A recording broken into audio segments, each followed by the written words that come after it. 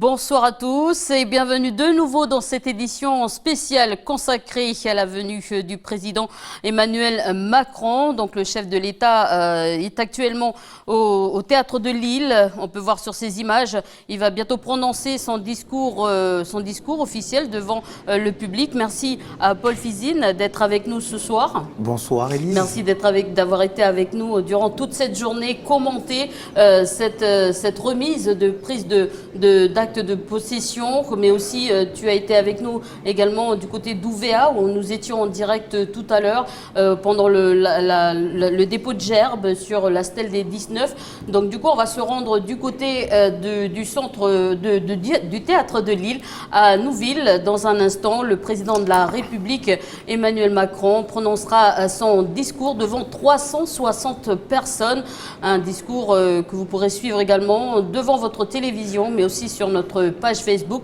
Je vous laisse découvrir ces images en attendant que les personnalités s'assoient donc dans l'arène. On va pouvoir écouter le président de la République dans un instant et après on va pouvoir commenter ce discours avec vous ce soir.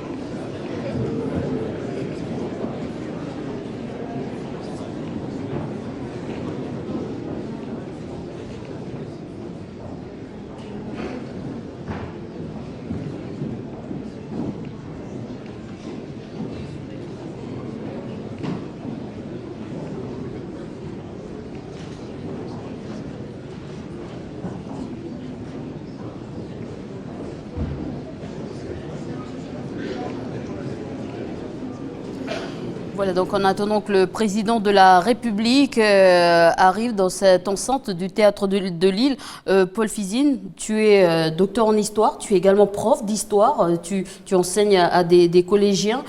Quelles sont tes attentes par rapport à ce discours du président de la République ?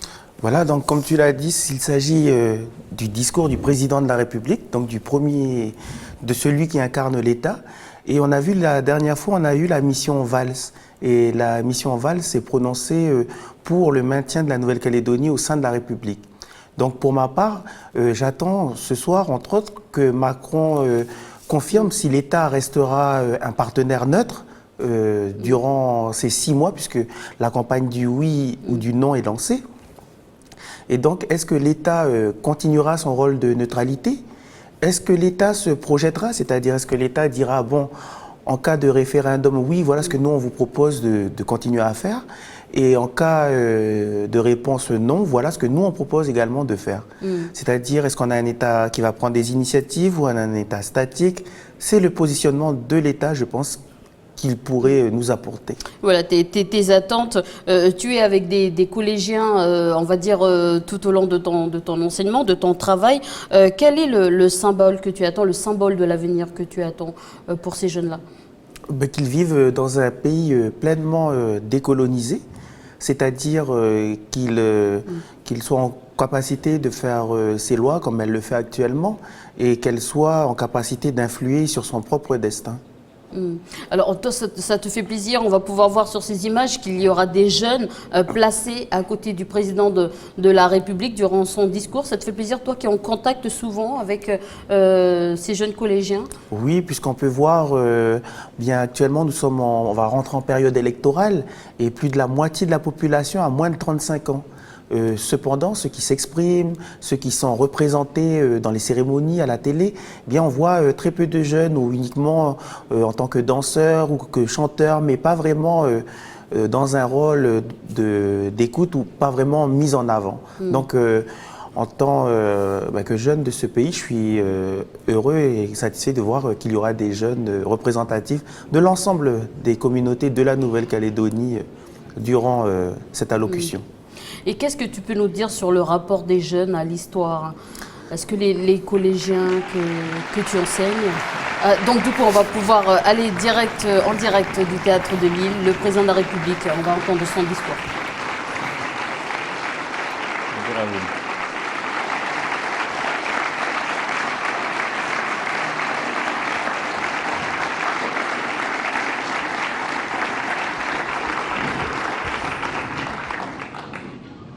Mesdames, Messieurs les ministres, Mesdames, Messieurs les élus, chers amis,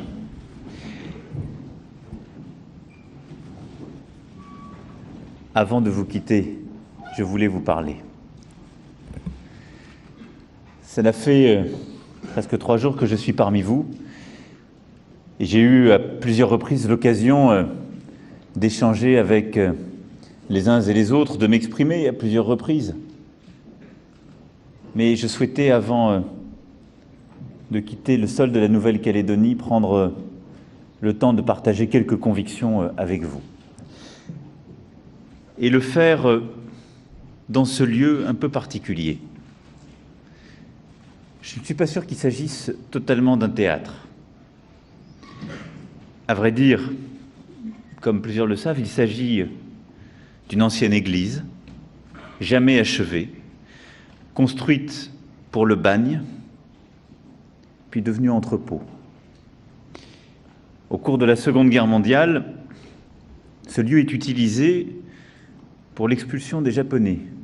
Puis, il devient messe et infirmerie avant de devenir théâtre. Que sera-t-il devenu dans quelques générations ou dans un siècle? Nul ne le sait. Mais ce lieu palimpseste est un peu à l'image de toute la Nouvelle-Calédonie. Traversé par plusieurs traces, plusieurs passages. Et ces murs nous enseignent.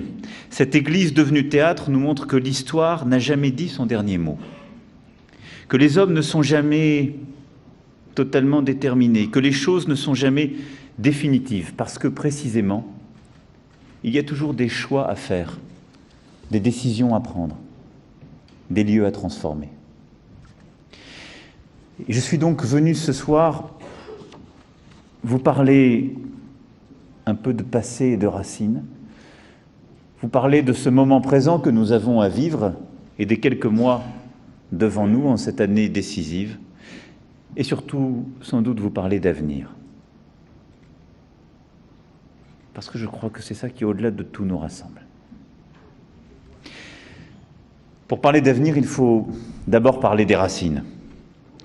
J'ai souhaité venir en Nouvelle-Calédonie dans ce mois de mai, chargé de mémoire, pour parler des racines et de l'histoire. Dans les échanges tous très intenses que j'ai eus avec les responsables coutumiers et politiques, comme avec la population de ce territoire depuis 2 jours, jamais nous n'avons éludé le passé. Jamais. Au contraire, nous avons à chaque fois parlé ouvertement, aussi pour aider chacun à se décharger d'un passé parfois devenu fardeau, condition pour pouvoir se tourner vers l'avenir. Sans honte et sans échappatoire, il faut mettre des mots sur ce passé lorsqu'il pèse comme un couvercle. Pendant la période coloniale, la France a souvent perdu le sens même de son histoire et de ses valeurs, Pendant cette période, il y a eu des douleurs, des souffrances, des ségrégations, des déportations, des fautes et des crimes. Il y a eu aussi des grandes choses de faites, des constructions, des avancées, des engagés. Car jamais l'histoire n'est univoque. Il y a les ombres et il y a la lumière, selon la belle formule que l'accord de Nouméa a donnée à la France il y a exactement 20 ans. L'histoire de la Nouvelle-Calédonie est aussi l'histoire du travail, de la générosité, du talent, de l'engagement surtout, de tous ses habitants. Et ceux-là aussi ont façonné son visage. Jamais nous n'oublierons les douleurs de la colonisation, avec la ségrégation des Kanaks, parce qu'ils étaient Kanaks, sans terre, sans droit, sans service public, sans honneur. La Nouvelle-Calédonie porte la mémoire de ces révoltes matées dans le sang et de ces divisions entre tribus organisées par le colonisateur pour mieux asservir chacun. Cette mémoire calédonienne est la mémoire de la France. Avec les premières lueurs que nous donne le recul de l'histoire, oui, il faut le dire sans détour, le combat des Kanaks pour retrouver leur dignité était juste. Je l'ai dit à leurs représentants, car c'est en reconnaissant les blessures de l'histoire qu'on peut mieux les cicatriser. Et la France se grandit toujours de reconnaître chacune des étapes de ce qu'il a fait. Je l'ai souvent dit, sans déni, sans repentance. Reconnaître pour regarder en face et faire rentrer dans la dignité ce qu'elle avait parfois écarté ou diminué. Les racines de la Nouvelle-Calédonie puisent aussi dans la mémoire du bagne. Ces dizaines de milliers d'hommes et de femmes de l'Hexagone ou d'Algérie ont abreuvé cette terre de leur sueur et de leur sang sous l'autorité de l'administration pénitentiaire. Transportés, relégués, déportés, tous forçats, condamnés à des travaux harassants et à un déracinement souvent définitif, ils ont connu un enfer de chaleur et de fatigue en Nouvelle-Calédonie. À la fois à Bourail, à Pointe-Beau, à Nouville, à l'île des Pins. Et pourtant, pendant des décennies, ils ont construit, édifié, aménagé cette terre qui devenait chaque jour davantage la leur, qu'ils ont aussi marquée de leur empreinte indélébile. Ces racines, ce sont aussi les pionniers, colons libres ou bagnards libérés, qui ont développé une agriculture nouvelle, pratiqué les cultures et l'élevage, et se sont fondus dans les plaines et les collines, en apportant leur ardeur, leur ténacité, leur courage, qui ont façonné la Grande Terre. Ces racines, ce sont aussi les missionnaires, les commerçants, les personnels militaires, les ouvriers des mines, les personnels de santé. Ces racines, ce sont aussi les pieds noirs et les harkis arrivés dans l'angoisse des événements en Algérie. Ce sont aussi les Européens, de toute origine, venus chercher ici un avenir meilleur et une aventure humaine. Ce sont toutes les femmes et les hommes venus du reste du Pacifique ou d'Asie, construire une part de leur avenir. C'est cela, la Nouvelle-Calédonie.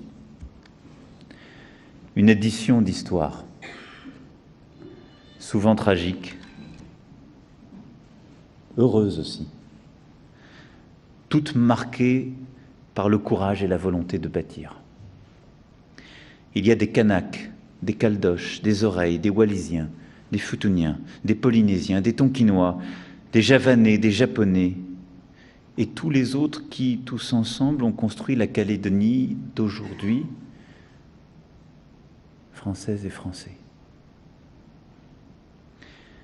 Mais ça, ces décennies passées à croiser les racines, à suturer les plaies, à construire ensemble. Je n'oublie pas que c'est mêlé aussi la peur, la colère.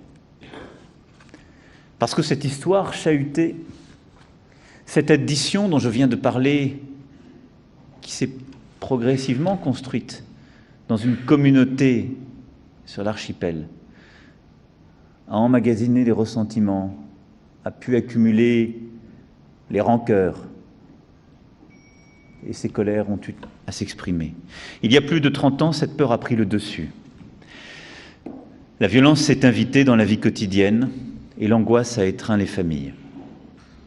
Je suis allé ce matin, avec plusieurs d'entre vous, à Ouvéa, pour honorer les morts et respecter le deuil des familles, et pour honorer tous les morts. Ce que nous avons fait ce matin, c'est aussi réconcilier toutes nos histoires à Iaï, toutes nos histoires. Et j'ai vu des Kanaks qui s'étaient battus pour attaquer une gendarmerie, être là avec leur famille, pour honorer la mémoire des gendarmes. Et j'ai vu toute l'île rassemblée pour honorer nos 19 disparus aussi. Et c'est pour ça que ma place était là. Et nous avons rendu un hommage à nos 2 morts de l'année d'après. Toutes ces victimes, ce sont celles de cette colère, de ce ressentiment. Mais ce qui s'est passé ce matin, c'est précisément cette capacité à accepter toutes les mémoires pour ne pas s'enfermer dans les douleurs. C'est cette capacité que nous avons décidé ensemble d'alliance des mémoires, de reconnaître chacune et chacun, de ne pas considérer qu'il y aurait les victimes des uns et les victimes des autres, que ce sont toutes nos victimes. Et que la nation se reconnaît dans elles toutes, dans les colères d'un moment, dans les injustices aussi. Et qu'il ne s'agit pas de ressasser un passé qui ne veut pas passer, mais bien de reconnaître la dignité de chacun, la place de chacun, la part de chacun. Face à toutes ces souffrances, il y a plus de 30 ans, se sont levés 2 hommes, Jean-Marie Djibaou et Jacques Lafleur. Ils ont su, bien avant ce que nous avons fait ce matin, dans un moment où la colère était encore présente, décider d'avancer. Ils se sont parlé, se sont compris, ont échangé cette fameuse poignée de main qui a fondé les 30 dernières années du destin de ce pays. Et je veux associer à leurs souvenirs Michel Rocard et Lionel Jospin, qui ont conçu et voulu avec eux le processus de paix et de réconciliation. Jean-Marie Djibaou l'a payé de sa vie, comme un martyr de la paix. Il est tellement difficile de tendre la main, et il est tellement difficile d'accepter la main tendue. Mais c'est bien ce qu'il fallait faire. Ce furent les accords de Matignon, puis l'accord de Nouméa, le 5 mai 1998. Ces accords sont des gestes réciproques historiques. Les Kanaks, peuple premier ô combien meurtri, acceptèrent de reconnaître que les populations accueillies avaient vocation à participer à leur côté, sur un pied d'égalité, à la détermination du destin commun. En retour, les autres populations devenues calédoniennes avec le temps acceptaient de remplacer le rapport de force de la règle majoritaire par la pratique du consensus. Cet accord des volontés fut un accord de sagesse et il permit que le cheminement continue. Les nouvelles institutions virent le jour. Le Sénat coutumier notamment, création unique de la République, qui cherche à puiser dans la culture ancestrale des clés pour le monde d'aujourd'hui. Le gouvernement collégial, bien entendu, qui a désormais fait ses preuves pour représenter toutes les sensibilités de la Nouvelle-Calédonie et traverser les crises. Des compétences inédites dans la République sont détenues par ce gouvernement. En 2010, naquit votre belle devise, terre de parole, terre de partage. En 2010, vint aussi la reconnaissance des 2 drapeaux. Ce fut un premier pas vers un signe identitaire dans lequel pourraient un jour se retrouver tous les Calédoniens. À chaque étape, les Calédoniens furent moteurs et l'État les accompagna. À chaque fois, nous en sommes collectivement sortis grandis. C'est bien cela qui a été fait durant les 30 dernières années. Un cheminement avec des soubresauts, mais qui a été ce lent parcours de la reconnaissance. On connaît tous les tiraillements, nous connaissons toutes les sensibilités. Je crois connaître maintenant à peu près clairement votre carte du tendre. Mais au-delà de celle-ci, il y a ce parcours lent, exigeant, que vous avez fait. C'est pourquoi j'ai souhaité marquer symboliquement cette nouvelle ère, en rendant ce matin à Ouvéa et en remettant aux Calédoniens l'acte original de prise de possession de cette terre par la France. Pour marquer que nous poursuivons justement ce chemin de reconnaissance partagée, de respect réciproque, et que le temps n'est plus celui de la possession unilatérale, mais bien celui d'une discussion continue, exigeante, constante, d'une responsabilité prise à chaque instant, d'un lien réinventé chaque jour, de ce lien qui, par l'alliance des mémoires, par la reconnaissance poursuivie, permettra de dépacifier, de déconflictualiser, pleinement et de pacifier totalement, y compris les âmes, y compris les morsures. Ce parcours, vous l'avez fait, mon rôle est de vous accompagner dans cette étape. Vous êtes ces Calédoniens aux racines diverses, mêlés chaque jour davantage, qui ont chacun une place dans cette grande histoire. Et donc sur ce passé, le message que je voulais aujourd'hui avec vous partager, cette conviction profonde, c'est que nul ne doit s'enfermer dans une histoire qui ne dialoguerait plus avec les autres.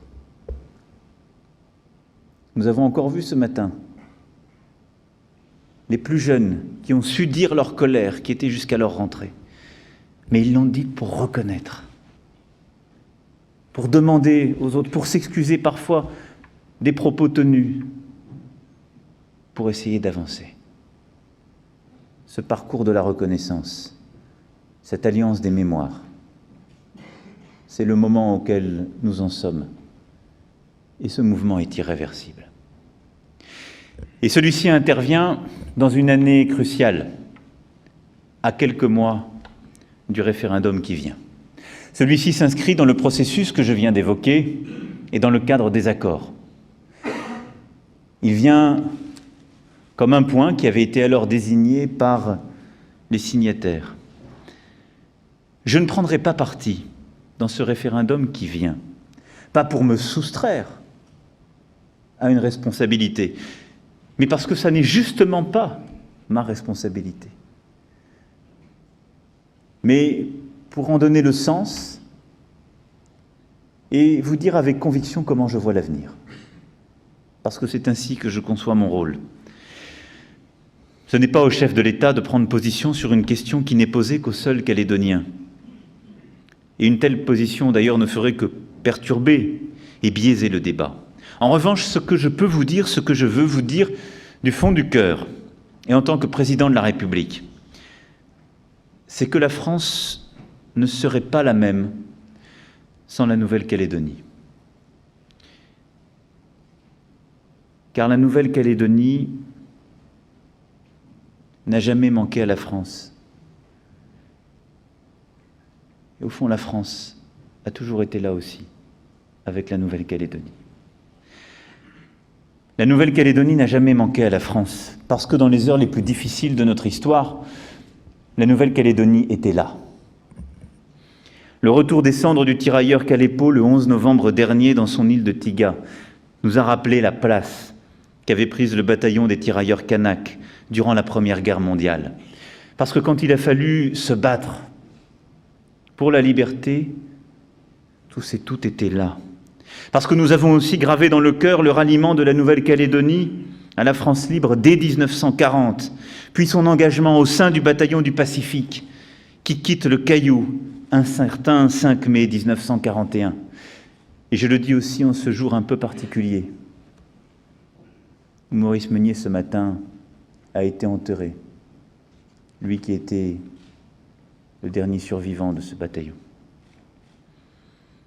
Le général de Gaulle vint saluer cet héroïsme en 1956 et en 1966, qui valut à la Nouvelle-Calédonie la médaille de la résistance.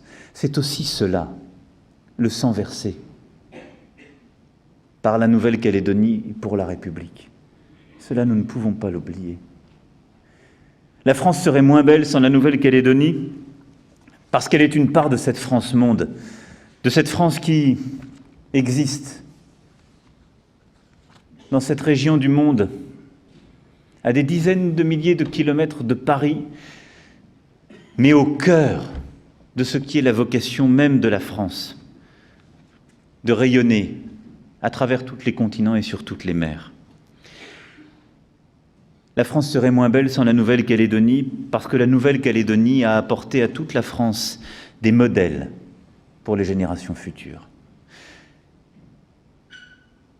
Et ce premier modèle, c'est celui que nous sommes en train de construire. C'est celui d'accepter toute cette diversité dans le respect et la reconnaissance. Le modèle, ce sont les femmes et les hommes qui ont permis de faire ce cheminement. J'ai cité les géants Jean-Marie Djibaou et Jacques Lafleur. Permettez-moi aussi de situer le combat que prolonge avec courage Madame Djibaou et Madame Lafleur, dans la sérénité et la continuité. Merci de cela. Permettez-moi de nommer Jean Lec, ancien maire de Nouméa, que j'ai fait jeudi soir grand officier de la Légion d'honneur, le premier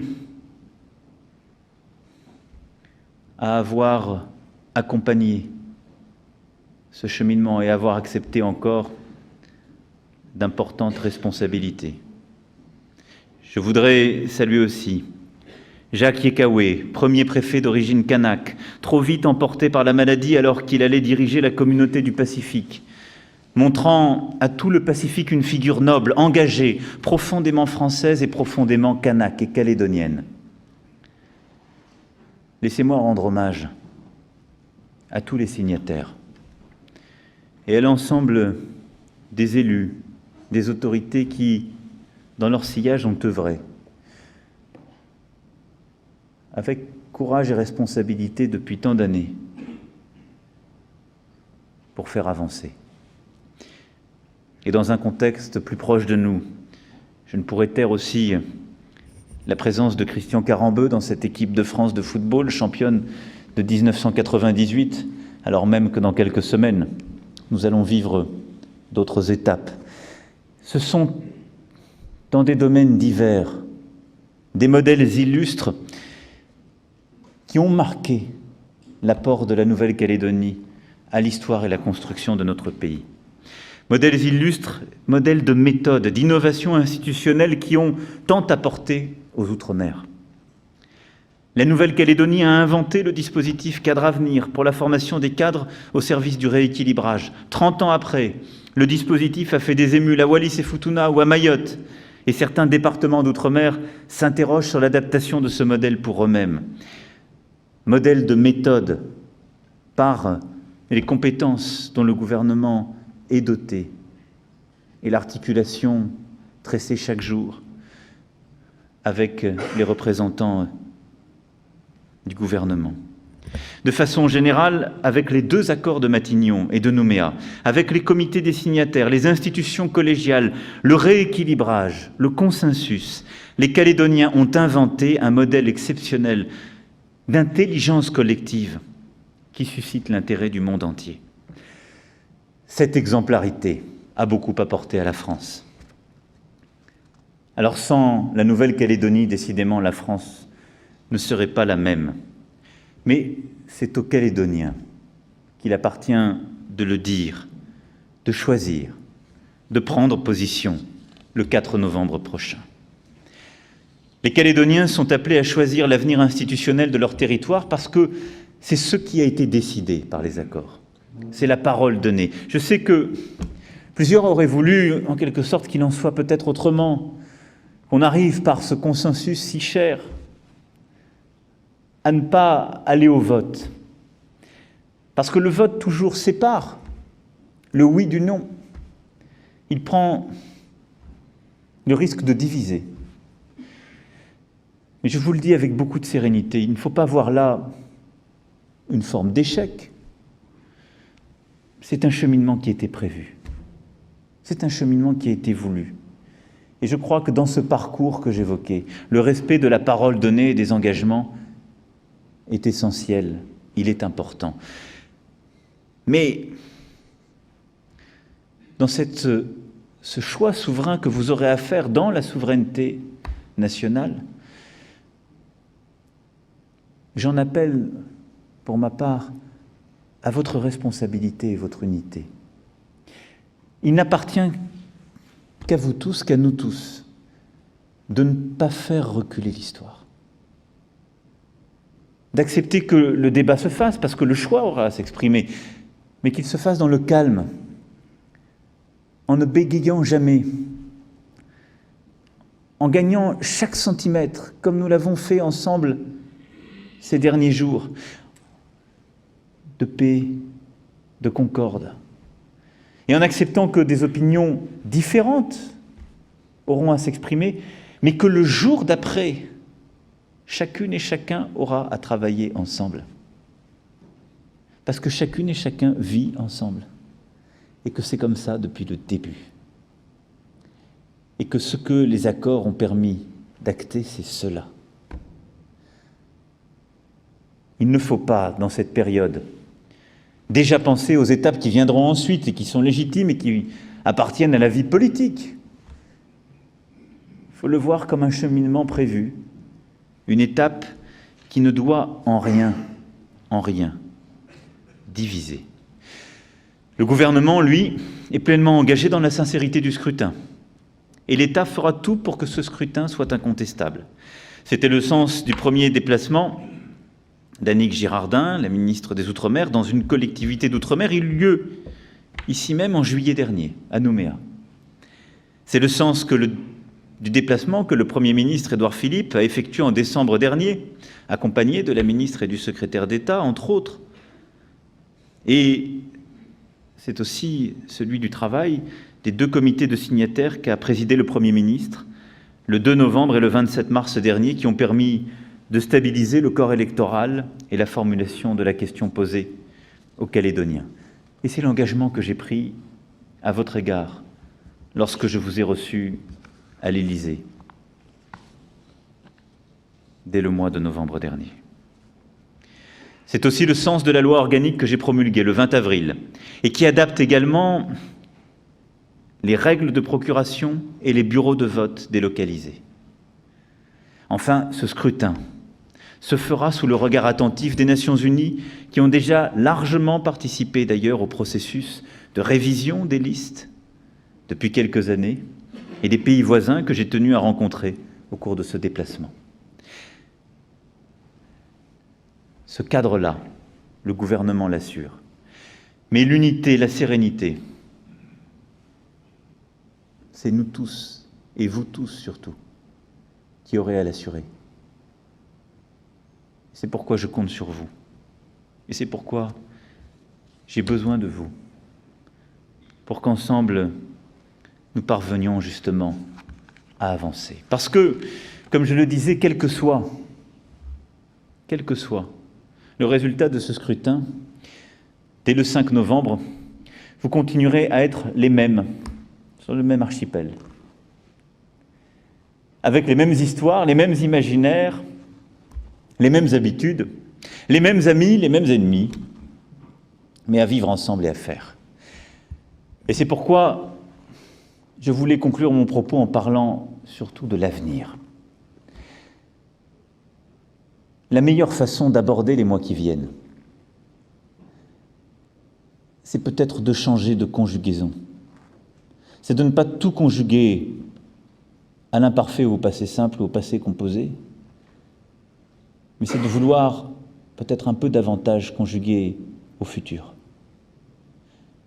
Quel avenir voulons-nous construire? Quel avenir existe en Nouvelle-Calédonie? Quel avenir voulons-nous porter? Je crois, moi, dans le futur de ce territoire, et je crois dans la place que ce territoire occupe dans une stratégie plus large que nous devons avoir dans toute la région. La France est une grande puissance de l'Indo-Pacifique. Elle est une grande puissance de l'Indo-Pacifique à travers tous ces territoires. La Nouvelle-Calédonie, Wallis et Futuna, la Polynésie française, mais aussi Mayotte et la Réunion.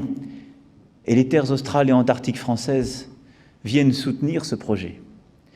Tous ces territoires de la France à travers les mers, c'est la France plus grande qu'elle-même, mais c'est plus d'1,5 million de nos concitoyens qui sont dans cette large région.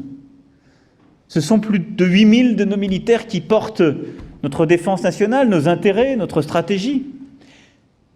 C'est plus des 3/4 de notre présence maritime. Nous qui sommes la 2e puissance maritime du monde. L'Indo-Pacifique est au cœur du projet français, pour toutes ces raisons.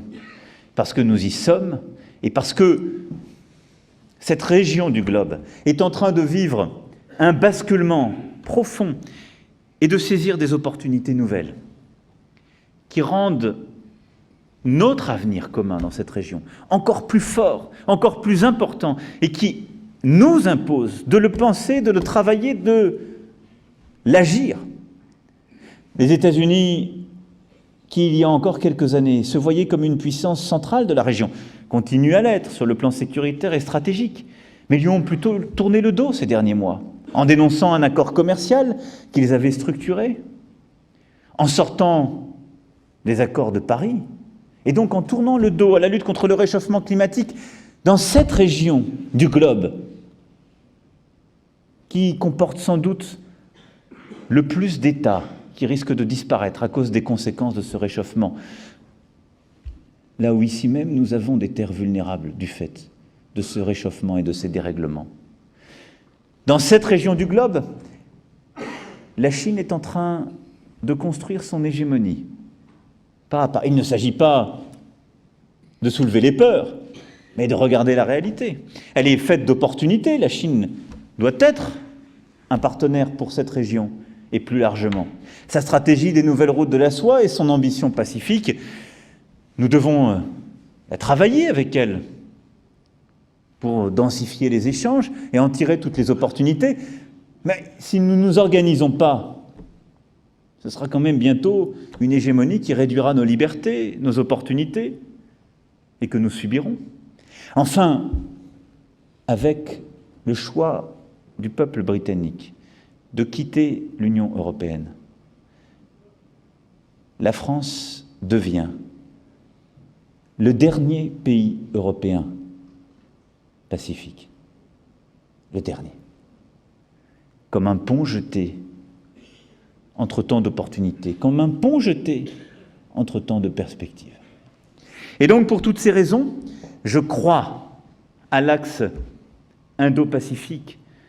Je crois à cette stratégie nouvelle que nous devons porter et qui doit se trouver au cœur de notre ambition collective. Et c'est d'abord une ambition géopolitique. C'est celle que j'ai exposée il y a maintenant 3 jours à Sydney.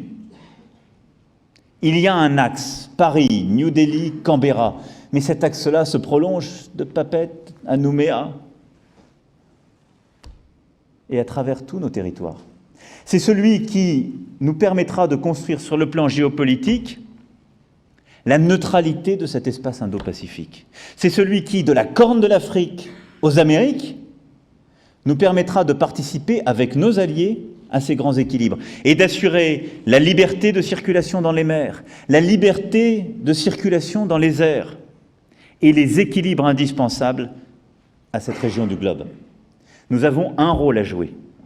Et ce que nous avons acté il y a 3 jours avec l'Australie permet justement d'y contribuer, permet de l'ancrer dans notre projet collectif, avec un niveau de coopération inédit de gouvernement à gouvernement, qui permettra d'articuler nos défenses, notre cybersécurité, nos engagements réciproques dans la lutte contre le terrorisme et l'organisation de nos armées pour préserver cette neutralité, pour exercer la liberté de nos souverainetés dans cet espace. Nous avons des alliés, l'Inde, où j'étais au mois de mars dernier, la Malaisie, Singapour et les Philippines participent de cet équilibre, et le Japon, bien évidemment, se construit en regard avec cette initiative. Cette stratégie est essentielle si nous ne voulons pas que cette région du globe subisse, devienne en quelque sorte à nouveau sous une coupe, à nouveau sous une hégémonie différente du XXIe siècle, mais enfin une hégémonie. Et j'ai constaté chez les uns et les autres un tempérament commun, celui de ne pas l'aimer. Et donc le projet que nous devons porter, ce projet Indo-Pacifique, c'est celui de cette liberté de la souveraineté dans la région. Et c'est celui-ci que la France veut porter dans toute la région avec ses alliés. Ensuite, cette stratégie Indo-Pacifique, c'est une stratégie économique, indispensable. Et c'est celle de l'ambition pour ce territoire que nous voulons porter. Ambition commerciale, qui passera d'abord par une grande vigilance dans le cadre de la négociation des accords de libre-échange entre l'Union européenne et l'Australie, mais nous avons porté nos préoccupations et ils font partie du mandat de la négociation. Mais surtout, c'est une ambition commerciale pour faire davantage dans toute la région. Et de l'agriculture à la pêche en passant par l'industrie, de faire de la Nouvelle-Calédonie un territoire exportateur dans cette région, comme vers l'Europe ou d'autres régions du globe, et de réussir à porter une ambition commerciale. Ce projet économique et cette stratégie économique, c'est aussi un projet pour notre agriculture. Aujourd'hui, la souveraineté alimentaire de la Nouvelle-Calédonie n'est pas assurée, nous l'évoquions hier, en étant la province Nord. Moins de 20% des besoins alimentaires de l'archipel sont couverts par la production. Et l'espace ne manque pas. Et l'espace ne manque pas. Alors, nous avons un grand travail à conduire pour mieux mobiliser le foncier et changer justement les règles avec une structuration juridique et financière qui permettra d'exploiter davantage les terres, qui permettra également de mieux exploiter les terres lorsqu'elles sont en possession privée, qui permettra de construire ici, parce que nous le pouvons, les voies et moyens d'une souveraineté alimentaire durable. C'est-à-dire de mieux exploiter le territoire pour le bien de tous, de permettre de nourrir la population, mais de le faire dans des règles, avec des pratiques qui permettront là aussi d'être cohérents avec nos propres ambitions climatiques, de construire une vraie stratégie protéinique, de construire et de développer un élevage à la mesure de nos besoins et de structurer des filières agricoles. Il y a l'ambition foncière, il y a le soutien indispensable que conduirons avec le gouvernement pour que ces filières se structurent. Mais l'objectif de cette souveraineté alimentaire et durable dans la région est, je crois, à portée de main, si nous savons nous organiser pour les années et décennies à venir. C'est bien évidemment aussi l'ambition que nous devons porter pour le nickel. Beaucoup nous regardent, nous envient et viennent nous voir. C'est une des parts de la souveraineté collective. C'est une filière qui s'est structurée, qui s'est développée de manière exemplaire, qui a d'ailleurs participé ces dernières années aussi au rééquilibrage, mais qu'il faut continuer à développer, à déployer, parce qu'elle est un élément critique, stratégique dans la région. C'est la possibilité de produire une matière première essentielle à de nombreux développements industriels. Et c'est un élément stratégique de notre développement, comme de celui de nombreuses filières à travers le globe.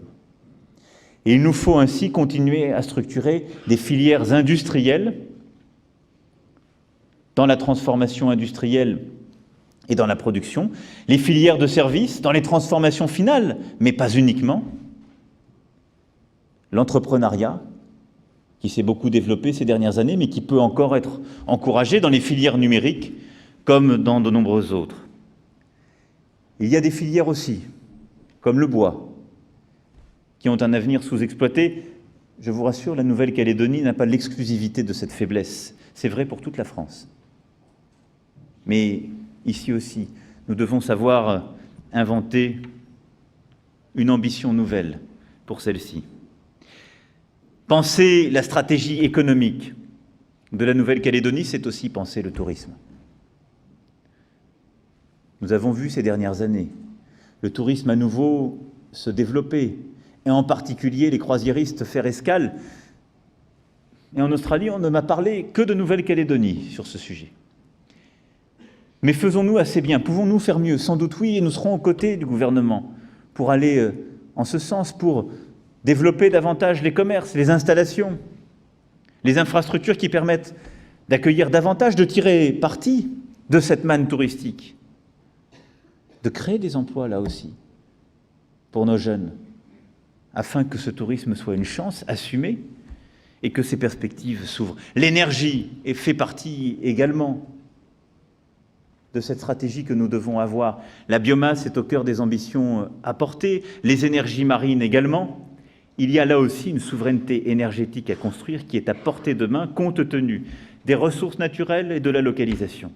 Du solaire, en passant par les énergies marines et la biomasse, il y a toutes les voies et moyens d'une souveraineté énergétique de la Nouvelle-Calédonie. Et puis il y a la mer. Je l'évoquais tout à l'heure en parlant de la France, deuxième puissance maritime du monde. Mais la mer ici est une chance qu'il faut pleinement reconnaître et qu'il faut pleinement transformer. La pêche est encore à développer bien davantage.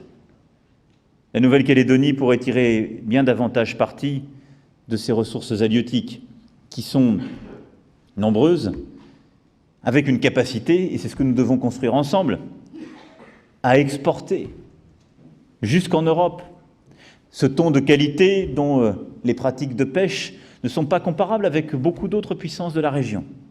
Je n'oserais devant vous, compte tenu de l'expertise de plusieurs dans cette salle, aller trop dans le détail sur telle ou telle espèce et les spécificités de comportement. Nous avons eu hier de longs débats pour savoir si les thons venaient mourir dans les eaux de Nouvelle-Calédonie ou si cela n'était pas vrai. Ce que je sais, c'est que nous pouvons faire bien davantage par la pêche. Nous pouvons créer beaucoup plus d'emplois et là aussi développer beaucoup plus de potentiel. Mais la mer, ça n'est pas simplement ça, ce sont aussi les énergies marines renouvelables que j'évoquais, ce sont aussi les algues, ce sont les innovations, c'est tout ce que nous pouvons tirer de cette croissance bleue qui est à portée de main.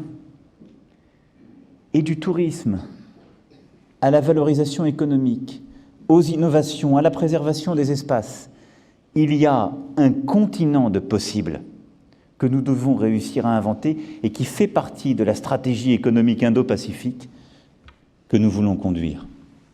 Sur tous ces sujets, il y a une part de l'avenir de notre jeunesse qui se joue.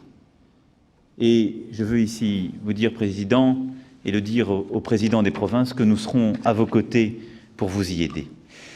Parce que, au-delà de la géopolitique et de l'économie, le troisième défi qui est le nôtre, dans cette stratégie indo-pacifique, c'est le défi climatique. Et d'ailleurs, la réussite économique ne peut pas se construire sans que nous n'ayons une réussite dans la lutte contre le réchauffement climatique, et elle se joue dans cette région du globe aussi, et peut-être surtout pour les raisons que j'évoquais tout à l'heure. Et nous avons sur ce sujet bien des initiatives à prendre. Nous avons commencé à le faire avec nos partenaires. Je l'ai là aussi présenté il y a 2 jours. Nous avons acté de la participation de l'Australie et de la Nouvelle-Zélande dans un fonds nous engageant collectivement pour la préservation de nos récifs, et des récifs coralliens, avec un investissement qu'ont accepté et la Nouvelle-Calédonie et l'Australie. Nous avons acté de la mise en place de ce fonds pour la biodiversité qui, dans la région, permettra de mobiliser de nombreux bailleurs, avec l'engagement de tous. Nous avons hier reçu les États de la communauté du Pacifique à Nouméa. Quelle fierté nous pouvons collectivement avoir, qui tous sont engagés dans cette bataille. Vous avez rendu compte, Monsieur le Président, des travaux qui ont été conduits et qui tous souhaitent pouvoir mobiliser l'argent des bailleurs internationaux de manière simple, rapide. Et c'est ce que nous allons faire ensemble. Ça fait partie des 12 initiatives que la France a portées au One Planet Summit, le 12 décembre dernier. Cela, c'est ce que nous allons continuer à faire dans la région. C'est le cadre de cette grande stratégie.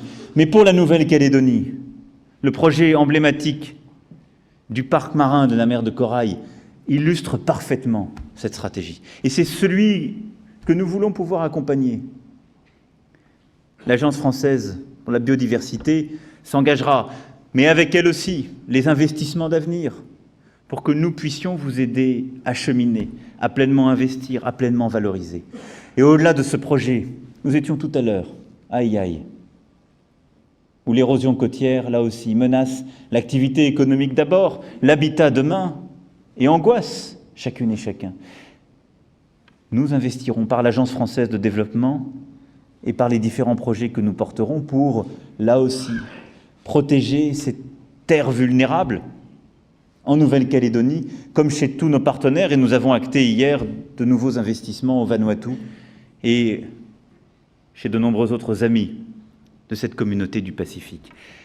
Dans ce combat contre le réchauffement climatique et ses conséquences, il y a la réconciliation profonde de notre capacité à innover et à se rappeler d'où nous venons. Des pratiques les plus ancestrales, respectueuses des équilibres naturels parce qu'elles les connaissent, parce qu'elles s'en sont nourries, et des pratiques les plus contemporaines et de l'innovation la plus contemporaine à travers le solaire, l'éolien, les énergies marines, la protection des côtes, la protection de la biodiversité. C'est dans cette réconciliation et ce mariage des compétences qui est au cœur de la culture pacifique que nous pourrons gagner cette bataille et que la France souhaite pleinement s'engager. Donc vous le voyez, cet avenir que je vois, que je veux porter avec vous, c'est celui d'une stratégie indo-pacifique qui passe par la géopolitique, par l'économie, par la lutte contre le réchauffement climatique. Alors, pour y parvenir, il nous faudra le porter ensemble. Le gouvernement sera toujours aux côtés du gouvernement de Nouvelle-Calédonie sur chacune de ces initiatives. Mais il nous faudra aussi permettre à toute la société, et en particulier à notre jeunesse, d'en saisir les opportunités. Nous étions hier, Madame la maire, dans l'un de vos quartiers, et cette stratégie n'est possible que si nous savons aussi pleinement reconstruire la sécurité, reconstruire les règles indispensables et la protection de chacun. Et j'ai souhaité que nous nous y engagions pleinement. C'est aussi pour cela que la police de sécurité du quotidien se déploie en Nouvelle-Calédonie parmi les territoires expérimentaux. C'est aussi pour cela que parmi les territoires de reconquête républicaine, il y a certains quartiers où nous étions hier, que nous avons fléchés. Nous étions ensemble avec vous aussi, Président. Pour en parler, c'est une stratégie plus large de sécurité, de prévention, de travail avec les bailleurs, les associations qu'il nous faut faire pour que, là aussi, rien ne déborde. Et que l'insécurité, le doute, les craintes n'empêchent pas de saisir ces opportunités que j'évoquais. Mais la bataille première pour y parvenir, c'est celle de l'éducation. Nous avons confirmé les financements en soutien du travail du gouvernement de Nouvelle-Calédonie et nous serons toujours au rendez-vous. Nous étions hier dans un lycée formidable, le lycée Michel Rocard, exemplaire. Et j'y ai vu toute la richesse de l'archipel. Et je souhaite que nous puissions continuer cette stratégie éducative qui est le pilier indispensable pour que chacune et chacun y trouve sa place, pour que toute la jeunesse puisse avoir accès à la meilleure éducation, à la meilleure formation. Pour qu'on puisse, dans l'école, enseigner les savoirs fondamentaux, les meilleurs enseignements, mais aussi les cultures, les langues qui font la tradition et la richesse de l'archipel. Et pour qu'on puisse, par ce travail aussi, construire ce qui est l'un des défis de cette stratégie qui est devant nous. C'est celle d'une société et d'un archipel plus équilibré. Équilibré sur le plan territorial et de son économie, je sais combien vous y tenez, et c'est, je crois, l'un des grands acquis des 20 dernières années, sans doute accéléré ces dernières années, et sur lequel nous devons aller plus loin. Équilibré en donnant une place à chacun, et en étant sûr que chaque enfant aura les mêmes opportunités, où qu'il soit né, dans quelque endroit et dans quelque famille. Plus équilibré en s'assurant que les femmes auront autant d'opportunités que les hommes et seront autant respectées que les hommes. C'est cette société-là que nous devons dessiner, parce qu'elle sera exemplaire dans tout le Pacifique. Exemplaire par sa vision, exemplaire par ses équilibres, exemplaire parce qu'elle aura tout à la fois le meilleur de l'histoire ancestrale de la Nouvelle-Calédonie et de ce que doit produire l'histoire et l'actualité de la République française. Et donc, vous le voyez, c'est dans cette ambition qui inclut la Nouvelle-Calédonie dans cet espace immense, mais essentiel de l'Indo-Pacifique, mais dans une ambition pour le territoire que je veux que nous construisions ensemble notre avenir et ces prochaines années. C'est cette vision d'avenir que je voulais partager avec vous plutôt que de vous dire quoi choisir. Ça, ce sera votre conscience qui vous le dictera. Ce sera votre liberté qui s'exprimera. Mais moi, je voulais vous dire ma conviction pour ici, et cette vision que je veux porter dans toute la région, pour la France et pour vous toutes et tous. Voilà, mes amis, ce que je voulais vous dire. Je crois que j'ai un peu appris à vous connaître à l'issue de ces 3 jours. Il y a une chose que j'ai comprise, c'est que beaucoup est affaire de regard. Quand on demande qui va parler, quel que soit le parti, quels que soient les désaccords, on se cherche du regard. Quand on est ému, on ne parle pas trop. Mais les mêmes regards qui se cherchaient se remplissent de larmes. C'est une terre de regards. J'aimerais que ce regard se tourne vers l'avenir.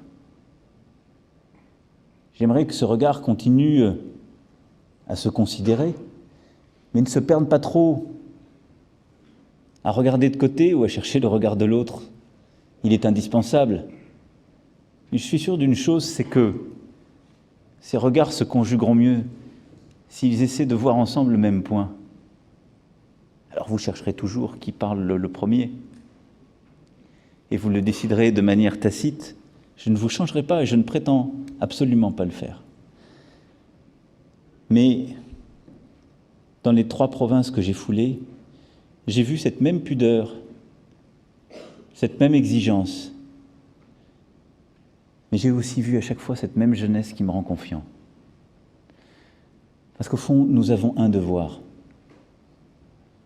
Au-delà de toute cette mémoire et ce passé qui nous dépasse, mais que nous sommes en train de réconcilier, j'en suis sûr. Nous avons un devoir, c'est notre jeunesse. C'est le seul. Et c'est le plus important. Ce matin à Ouvéa, j'ai planté un cocotier. Certains ont commencé à dire, est-ce que c'est l'arbre de la colère? D'autres disaient non, c'est l'arbre du pardon, c'est l'arbre de la reconnaissance. Alors on a décidé que ce serait l'arbre de l'avenir. Et il a été planté avec plusieurs des enfants et une petite fille, une petite Ginette, qui était là. Et je lui ai donné une mission très particulière, c'est qu'elle va s'assurer que l'arbre pousse bien. Elle le surveillera. Mais nous lui devons une chose à cette petite Ginette. C'est de s'assurer qu'elle puisse grandir comme elle le mérite en Nouvelle-Calédonie. Qu'elle puisse grandir en ayant la meilleure formation, en ayant l'avenir le plus conquérant possible, en ayant toutes les chances avec elle. Parce que ses parents, ses grands-parents, ses frères, ses sœurs, ses oncles auront aussi décidé ensemble de regarder l'avenir. Je vous remercie.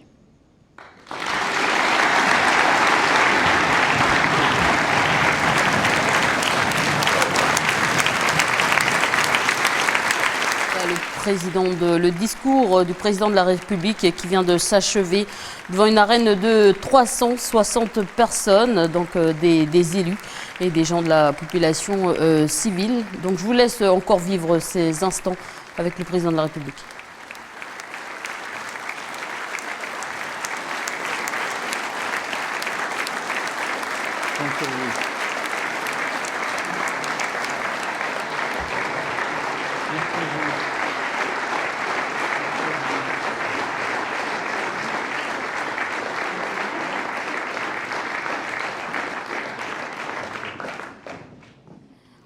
Voilà, le président de la République qui salue les personnes qui sont donc avec lui devant l'arène des 360 personnes qui se trouvent au théâtre de l'Île du côté de Nouville.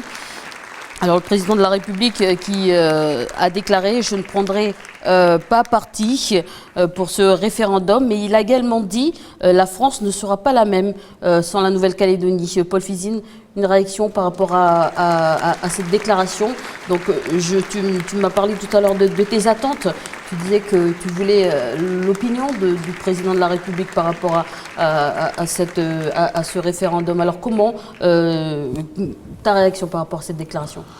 Bien, je dirais un discours qui tombe à point nommé, puisqu'il répond à une partie des attentes des Calédoniens, c'est-à-dire est-ce que l'État allait prendre parti pour le oui ou le non. Et en fait, il a bien précisé au milieu de son discours, je ne prendrai pas parti.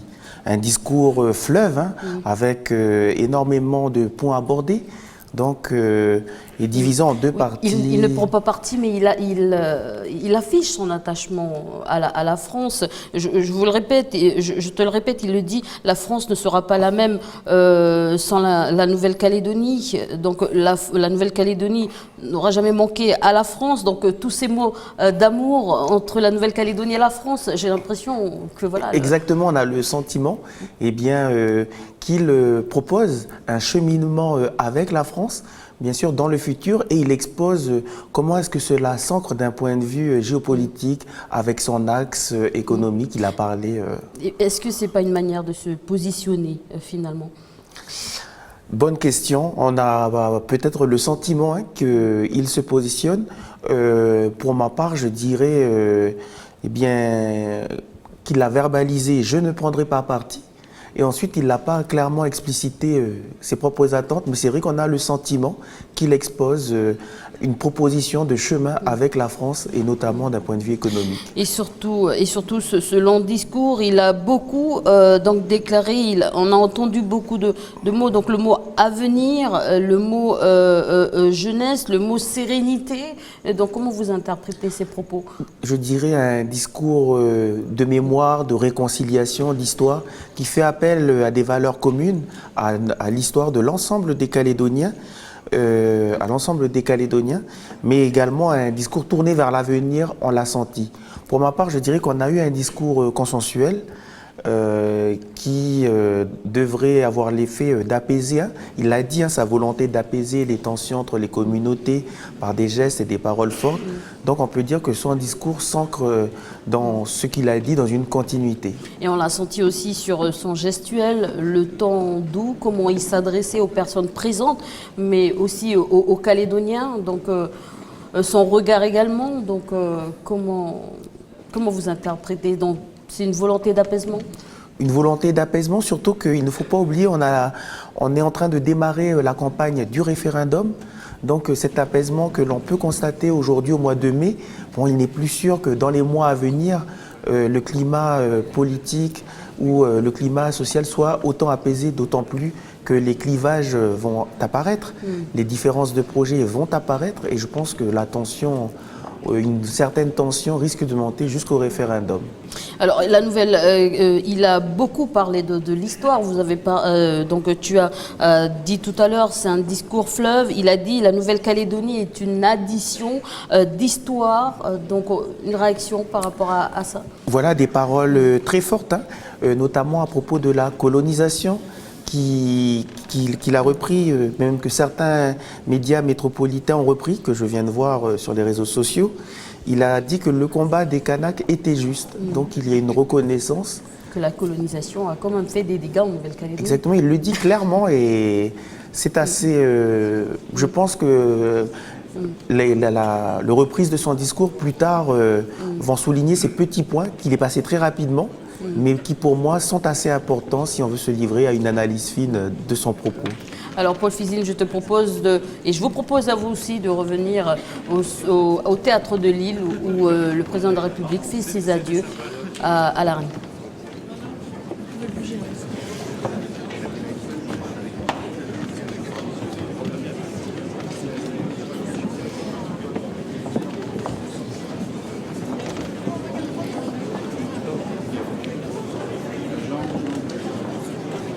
Là, dans quelques minutes, le président de la République, Emmanuel Macron, après avoir passé 3 jours en Nouvelle-Calédonie, va pouvoir s'envoler dans quelques minutes pour Paris. Le temps de saluer quelques personnalités, quelques citoyens présentes au Théâtre de Lille, à Nouville.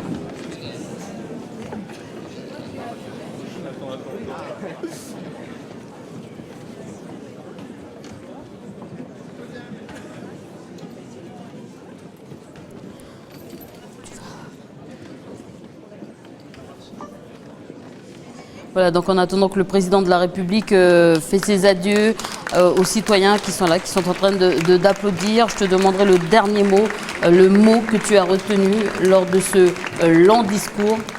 Bien. Avant de donner ton dernier mot, on va pouvoir vivre encore ces images. Voilà, Emmanuel Macron qui salue Marie-Claude Tjibaou, la femme de Jean-Marie Tjibaou, et Madame Lafleur.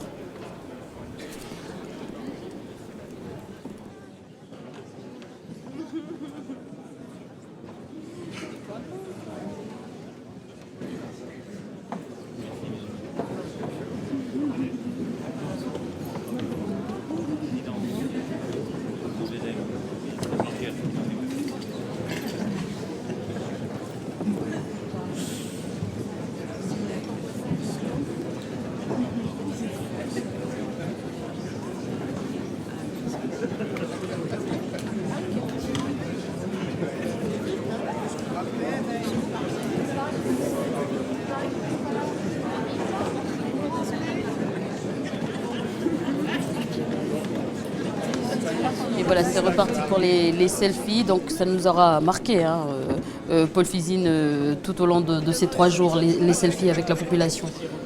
Une véritable adhésion populaire. Hein. Voilà, donc des images en direct du Théâtre de Lille à Nouville. Le président de la République, Emmanuel Macron, je vous le disais, après avoir passé 3 jours en Nouvelle-Calédonie.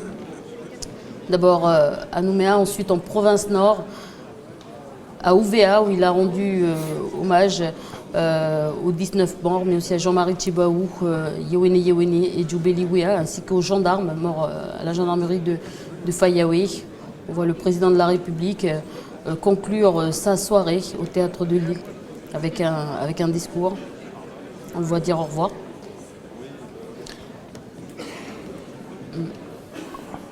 Voilà un discours de presque 1 heure. 1 heure de discours au Théâtre de Lille.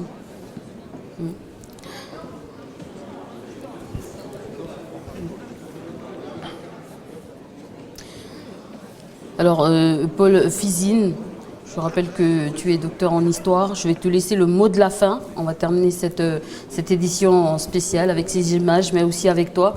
Alors, quel est le mot de la fin? Qu'est-ce que tu as retenu de ce discours? Un discours fleuve où il y avait beaucoup de points abordés.